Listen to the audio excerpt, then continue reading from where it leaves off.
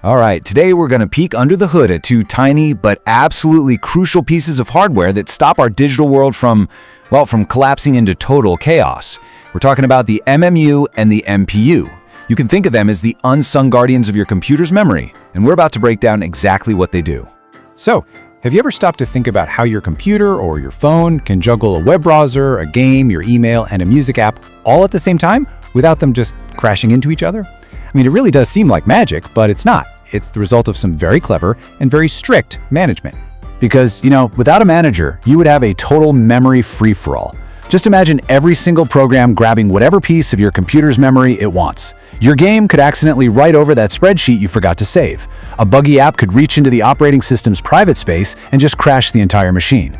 It would be absolute, utter chaos. Now, to stop that chaos, computers pull off this brilliant illusion. Every program you run gets to live in its own little world, using what's called a logical address space. It's like a clean, simple map of memory that the program thinks is all its own. But in reality, all that data is scattered across the physical address space, the actual hardware chips. And the secret sauce? Well, it's the component that translates between the program's simple little map and the hardware's much more complex reality. So, let's meet our first memory guardian. This is the simple, no-frills, no-nonsense solution.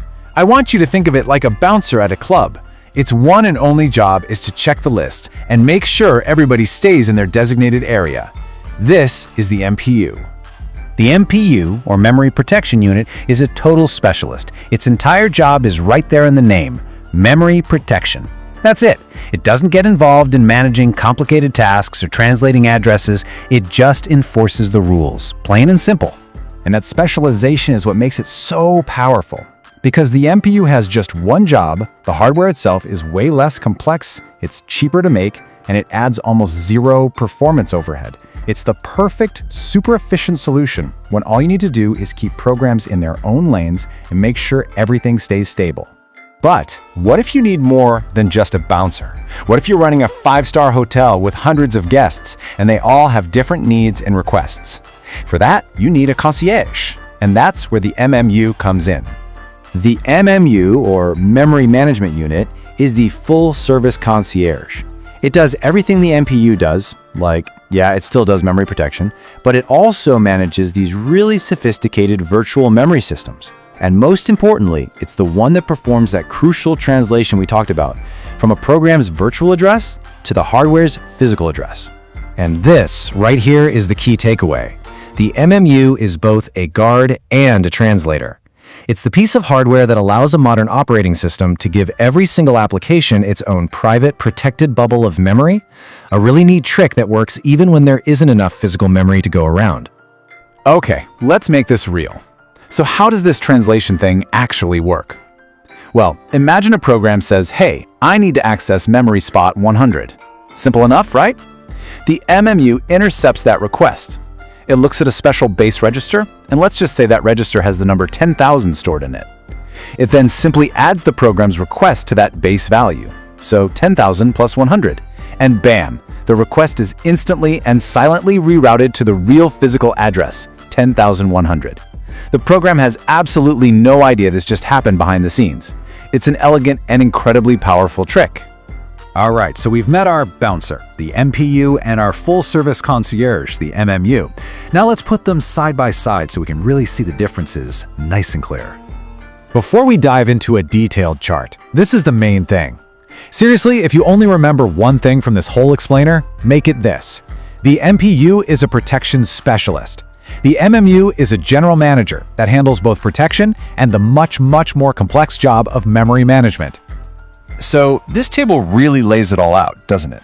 Notice that an MMU can totally do an MPU's job, but it doesn't work the other way around. The MMU also handles all this advanced stuff like cache control, which is all about making memory access faster, and bank switching. Of course, all that power comes with more complexity and higher overhead. The MPU? It stays lean and super efficient by just sticking to its one job. It's a classic engineering trade-off. You're choosing between power and efficiency. So look, this isn't just some abstract technical detail. This choice between an MPU and an MMU has a huge impact on the devices that we use every single day. Let's take a look at where you'd actually find these two guardians out in the real world. And here we go.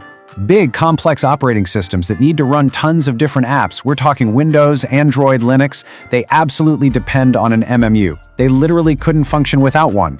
But then you have a real-time operating system, or an RTOS, like the one that manages your phone's 3G or 4G connection. For that system, speed and reliability are everything. And for that job, the lean, low-overhead protection of an MPU is the perfect tool. This brings us to a really key industry term. Those powerful processors that are designed to run all your apps on your phone or your laptop, they're called app processors, and they are built from the ground up specifically around the advanced capabilities that only an MMU can provide. And on the flip side, the simpler, more specialized processors that handle critical, real-time jobs, like your phone's cellular modem, those are called baseband processors. They use an MPU because they need that rock-solid, efficient protection without all the complexity of full-blown memory management. That's right, your phone actually has both of these inside it.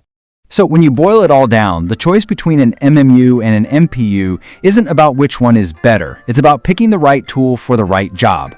It's the reason your phone can run a super complex, graphically intense game smoothly, while the part that handles your actual phone calls is incredibly simple and reliable.